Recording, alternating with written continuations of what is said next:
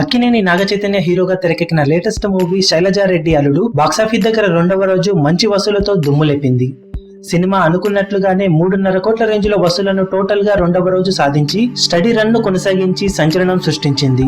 రెండవ రోజు working day అయినా కానీ భారీ ఎత్తున హోల్డ్ చేసి ఈ సినిమా లాంగ్ ఎక్స్టెండెడ్ వీకెండ్ లో మంచి వసూలు సాధించే దిశగా అడుగులు వేస్తూ దూసుకుపోతుంది. మొత్తం మీద 2 రోజుల్లో టోటల్ వరల్డ్ వైడ్ గా సినిమా సాధించిన కలెక్షన్లను ఒకసారి పరిశీలిస్తే నైజాంలో 3.45 కోట్లు, సీడెడ్ లో 1.49 కోట్లు, ఉత్తరాంధ్రలో 1.13 కోట్లు, ఈస్ట్ లో 97 లక్షలు, వెస్ట్ లో 57 లక్షలు, కృష్ణాలో 55 లక్షలు, నెల్లూరులో 33 లక్షలు, గుంటూరులో 1 కోటి వరకు షేర్ ను వసూలు చేసిన ఈ సినిమా 2 రోజుల్లో మొత్తం మీద 2 తెలుగు రాష్ట్రాలలో 9.49 కోట్ల షేర్ ను వసూలు చేసింది. ఇక కర్ణాటకలో 85 లక్షలు, రెస్ట్ ఆఫ్ ఇండియాలో 15 లక్షలు, అమెరికాలో 80 లక్షలు, రెస్ట్ ఆఫ్ వరల్డ్ లో 15 లక్షల షేర్ వసూలు చేసిన ఈ సినిమా ఓవరాల్ గా 2 తెలుగు రాష్ట్రాల ఆవల 1.95 కోట్ల వరకు షేర్ ను వసూలు చేసింది.